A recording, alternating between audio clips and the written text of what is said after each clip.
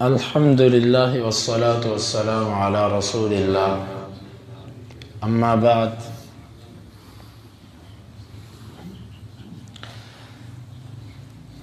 جد بن قیس ایک منافق شخص تھا۔ عبداللہ بن ابی منافق کے طریقوں پر چلنے والا یہ شخص اللہ کے رسول صلی اللہ علیہ وسلم کے خلاف یہ سازشیں کرتا رہتا تھا۔ اس کی قوم اللہ کے رسول صلی اللہ علیہ وسلم کے پاس آئی۔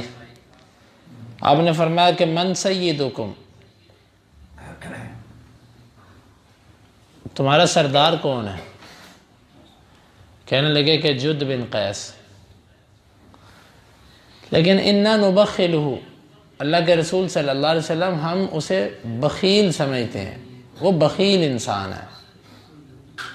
اس موقع پر آپ صلی اللہ علیہ وسلم نے فرمایا تھا کہ ای داء ادویٰ من البخل، بخل کی بیماری سے بڑھ کر اور بڑی بیماری کون سی ہو سکتی ہے؟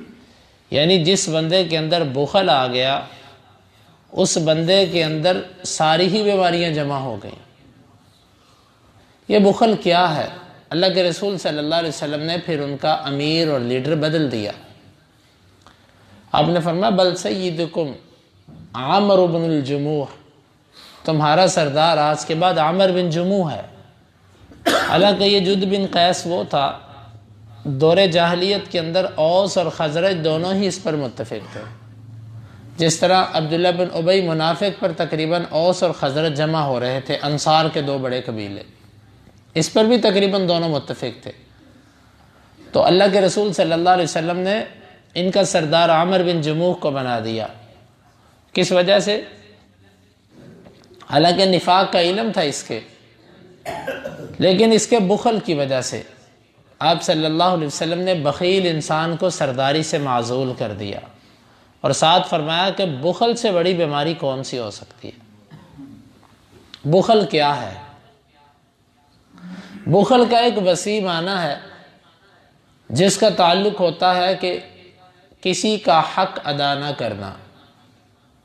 حق ادا نہ کرنے والا شخص بخیل ہوتا ہے۔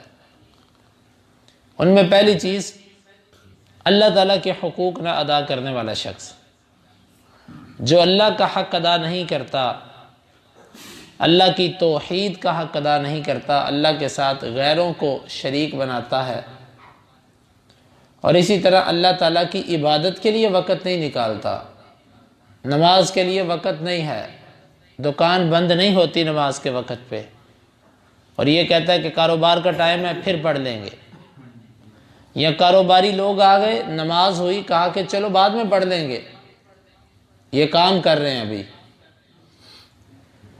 ایسا بندہ جو اللہ کی نماز کے لیے وقت نہیں نکالتا، یہ بخیل ہے اللہ کے حق میں۔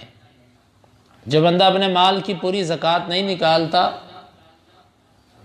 اور اللہ کے راستے میں دیگر مقامات پر خرچ نہیں کرتا، یہ شخص بخیل ہے۔ اور اسی طرح جو نبیوں کے حقوق ادا کرنے میں تقصیر کرتا ہے، یہ بندہ بخیل ہے۔ جو قرآن کا حق ادا نہیں کرتا، یہ بندہ بخیل ہے۔ قرآن کے ہمارے اوپر حقوق ہیں جو ہم نے گاہے بگاہے بیان کیے ہیں۔ بخیل ہمارے ذہنوں میں تو صرف اتنا ہوتا ہے کہ کنجوس، ہم کنجوس کو بخیل کہتے ہیں، لیکن بخیل کا جو معنی اہل علم نے لکھا ہے وہ بڑا وسیع ہے۔ بخیل حقوق اللہ اور حقوق العباد دونوں کے اندر داخل ہے۔ آپ صلی اللہ علیہ وسلم نے اس کو سب سے بڑی بیماری قرار دیا۔ بخل یہ ہوتا ہے کہ کسی کو اس کا حق دیتے وقت آپ کا سینہ تنگ پڑے، حالانکہ وہ کسی کا حق ہے۔ آپ کے پاس مہمان آیا، مہمان کا حق ہے کہ وہ آپ سے کھانا کھائے، مہمان کا حق ہے کہ آپ اس کا اکرام کریں۔ اگر آپ اس کے اکرام میں سینہ تنگ رکھتے ہیں تو آپ میں بخل موجود ہے۔ اور اسی طرح بہنوں کی وراثت ان کا حق ہے، اگر آپ وہ ادا کرتے وقت اپنے سینے میں تنگی محسوس کرتے ہیں، وراثت میں سے بھائیوں کو بہنوں کو حصہ دیتے وقت آپ کو گھٹن محسوس ہوتی ہے تو اس کا صاف مطلب ہے کہ آپ کے اندر بخل موجود ہے، اور اللہ کے رسول صلی اللہ علیہ وسلم نے اس کو سب سے بڑی بیماری قرار دیا۔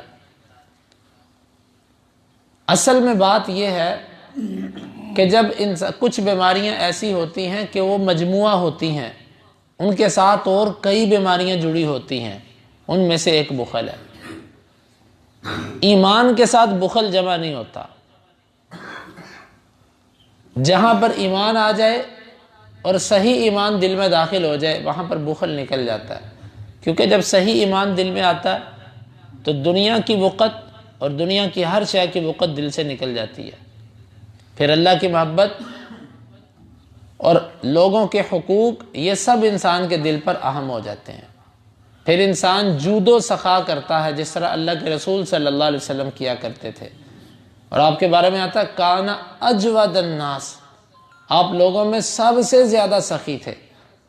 اب آپ اندازہ کیجئے کہ جو سب سے زیادہ سخی ہو بخل اس سے کتنا دور ہوگا۔ تو آپ صلی اللہ علیہ وسلم بخل سے سب سے زیادہ دور تھے۔ ہم مسلمان ہیں، آپ کے امتی ہیں، ہمیں کوشش کرنی چاہیے کہ اپنی زندگیوں سے بخل کو نکالیں۔ یہ ہمارے دلوں میں پایا جاتا ہے، موجود ہے، ہم کسی نہ کسی طرح اس کو اپنے سے دور کرنے کی کوشش کریں۔ اس کے کئی طریقے ہیں۔ سب سے پہلی چیز اپنے نفس کے خلاف اقدام کرنا۔ نفس کے خلاف سب سے پہلے 5 وقت کی نماز، اللہ کے حقوق میں جو بخل ہو رہا ہے پہلے اس کو ختم کیا جائے۔ 5 وقت کی نماز کے لیے باجماعت وقت نکالنا یہ بخل کو ختم کرنے میں بہت بڑا مددگار ہے۔ جو مرضی ہو جائے، جہاں مرضی ہو، جو مرضی بیٹھا ہو، جب اذان ہو گئی پھر نہیں۔ اکثر لوگوں میں یہ سستی دیکھی ہے، بعض لوگوں کے ساتھ سفر کیا ہے، تھوڑا سا جاتے ہیں، مثال کے طور پہ یہ اردو بازار تک گئے ہیں، ایک مثال ہے، تو وہ کہتے ہیں چلو گھر جا کے نماز پڑھیں گے، نماز کا وقت ہے، کہتے ہیں کہ چلو گھر جا کے پڑھیں۔ کیا وہاں پر مسجدیں نہیں ہیں؟ وہاں پر ایسی مسجد نہیں ہے جو کتاب و سنت کی پابند ہو اور وہاں پر اذان نہیں ہوئی، وہاں پر اذان بھی سنتے ہیں۔ راستے سے گزر رہے ہیں، راستے میں کتنی مسجدیں آتی ہیں لیکن نہیں رکتے، سمجھتے ہیں کہ ہم کسی کام پہ نکلے، یعنی کہ نماز اس وقت پڑھی جاتی ہے جب کام نہیں ہوتا، جب کام ہوتا پھر نماز نہیں۔ عصر کی نماز کی اہمیت جو علماء نے اس کی توجیحات لکھی ہیں، یہ درست بھی ہو سکتی ہیں اور غلط بھی۔ ان میں سے ایک بڑی توجیح یہ ہے کہ عصر کا جو وقت ہوتا ہے یہ کاروبار کی تیزی کا وقت ہوتا ہے، اور اس وقت کے اندر وقت نکالنا بڑا مشکل ہوتا ہے۔ جو وقت نکال کے عصر کی نماز کے لیے جاتا ہے، اسی لیے عصر کی نماز کی اتنی اہمیت بھی زیادہ ہے۔ اصل تو پتہ ہی انسان کا تب چلتا ہے کہ جب وہ پھنسا ہو اور وہ اللہ کا حق پورے کا پورا ادا کر دے۔ بعض لوگ ایسے ہوتے ہیں کہ وہ زکوٰۃ میں ادھار کیے جاتے ہیں، جمع کیے جاتے ہیں، باقی خرچے پورے چل رہے ہوتے ہیں، سب معاملات ہو رہے ہوتے ہیں، لیکن زکوٰۃ کو لیٹ کیے جاتے ہیں۔ بخل ہے یہ۔ یا کسی کو اللہ کے راستے میں کوئی چیز صدقہ دینی ہے، تحفہ دینا ہے کسی کو، تو اس کے لیے کسی کو اچھی چیز نہ دینا، کسی کی بجائے اپنا ہی سوچتے رہنا، یہ بخل ہے۔ ہمارے نبی صلی اللہ علیہ وسلم کے اندر یہ چیز نہیں تھی۔ آپ صلی اللہ علیہ وسلم کو چادروں کی ضرورت تھی، ایک عورت نے بڑی اچھی چادریں بنا کے آپ کو تحفہ کی، ایک صحابی نے وہ چادریں جو آپ نے بھی لی ہیں اوپر، ایک صحابی کہنے لگے اللہ کے رسول صلی اللہ علیہ وسلم یہ مجھے دے دیں۔ آپ نے فرمایا ٹھیک ہے۔ آپ اندازہ کریں، آپ یہاں پر سوچیں، آپ نے نیا سوٹ پہنا اور نئی آپ نے اس کے اوپر کوٹ بنوایا اور سب کچھ تیار ہو کے آپ مسجد آئیں، اور آپ کو کوئی ساتھی کہے جناب یہ مجھے دے دیں، آپ کو کیسا لگے گا؟ آپ صلی اللہ علیہ وسلم اندر گئے، آپ نے کپڑے تبدیل کیے، وہ چادریں لا کر اس کو دے دی۔ صحابہ کرام نے اس کو کچھ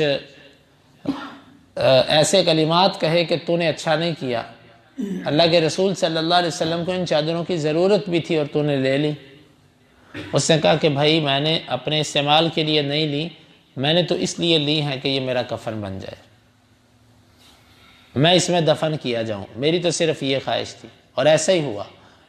لیکن بات کرنے کی کیا ہے، اللہ کے رسول صلی اللہ علیہ وسلم کو دیکھیے کہ بخل سے کتنے دور تھے۔ ایک چیز پسند کی ہے، خوب دل کر رہا ہے اس کو، لیکن اللہ کے لیے کسی کو دے دینا، یہ ہے بخل کا علاج۔ اصل میں بخل کا علاج صرف اور صرف ایک ہی صورت میں ہے کہ اپنے نفس کے خلاف اور اپنی خواہش کو کچلنے کا طریقہ انسان سیکھ لے، تو بخل کو ختم کرنا بڑا آسان ہے۔ تو اس کے لیے اللہ کے نبی صلی اللہ علیہ وسلم کے جو اور فرامین ہیں ان کا بھی لحاظ رکھا جائے۔ اطعم الطعام، آپ نے فرمایا کہ کھانا کھلایا کرو۔ ایک اور عادت اپنے آپ کو ہم ڈالیں کہ اپنے گھر پہ جب سالن بنے تو کوشش کریں روزانہ کی ہنڈیا میں سے کسی نہ کسی کے گھر تحفہ بھیجیں۔ اگر تو آپ شریک گھر میں رہتے ہیں تو بہت اچھا، اپنے دوسرے بھائیوں کو دیں۔ اگر شریک گھر میں نہیں، پڑوس ہے یا کچھ قریب کچھ ایسا ہے جو بندہ مستحق ہو، تو روزانہ کی ہنڈیا میں سے اگر ایک چھوٹا سا ایک پلیٹ سالن کی نکال کر کسی کو تحفہ دی جائے، اس میں برکت بھی ہے اور انسان بخل سے نکلتا بھی ہے۔ پہلے یہ ہوتا تھا گلی محلوں کے اندر عورتیں ایک چیز بناتی تو وہ 2 4 5 گھروں کے اندر بانٹا کرتی تھیں، لیکن ابھی تو یہ نہیں رہا، ابھی تو یہ سلسلہ ختم ہو گیا۔ تو میرے بھائیو، بخل کو اپنے سے دور کرنے کی کوشش کریں۔ ہر بندے کو پتہ ہے میرے اندر کہاں پر یہ چیز موجود ہے، تو جو حق ہے وہ کسی بھی موقع پر ہو اس کو ادا کرنے کی کوشش کریں۔ اللہ رب العالمین سے دعا ہے کہ اللہ تعالی ہمیں ان بیماریوں سے محفوظ رکھے، اور جو ایمان کی علامات ہیں اور جو ایمان کی جو محاسن ہیں اللہ تعالی ہمیں ان سے مزین فرمائے۔ اللہم انفعنا بما علمتنا وعلمنا ما ينفعنا وزدنا علما، وآخر دعوانا ان الحمد للہ رب العالمین۔